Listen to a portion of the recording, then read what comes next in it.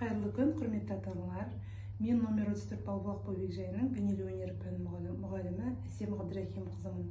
Мен сіздерге бүгін балалардың қол моторикасын дамыту мақсатында ұйымдастырылатын үй жағдайында құрғақ құм мен дымқыл құмның жасалу жолын көрсеткім келеді.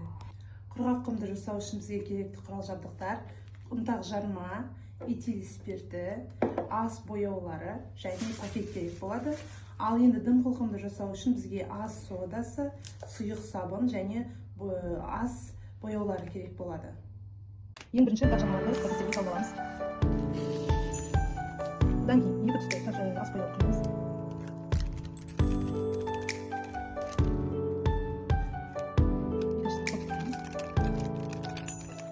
Енді осы бояуымыз бен жармамыздың үстіне этил спиртінен кішкене мөлшерде шай қасықпен бір қасық көлемде құямыз. Сосын мұқият пакеттің аузын мықтап байлаймыз пакеттерді. Осы пакеттің ішіне ананас, түсі қанық араластырылған дымқыл құмдарымызды енді осы майлыққа біздер кептіруіміз керек. 1 сағаттың көлемінде ол жақсылап кебу керек.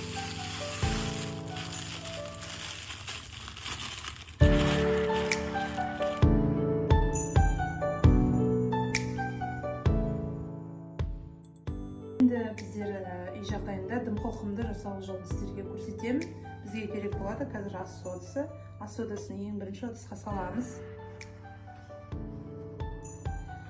Осы салынған ас содының үстіне жасыл түсті бояуымызды саламыз.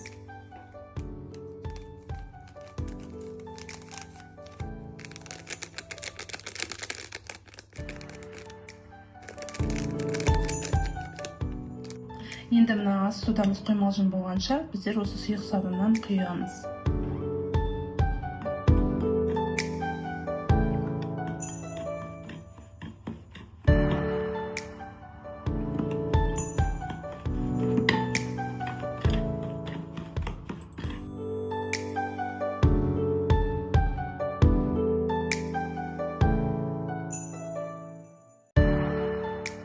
Міне біздің дымқыл құмымыз дайын болды.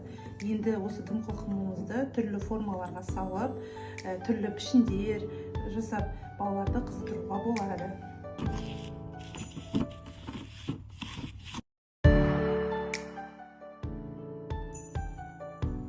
Бұл қолданылған заттардың барлығы қолжетімді, үй жағдайында жасап, балалардың қызығушылығын арттырады деген ойдамын.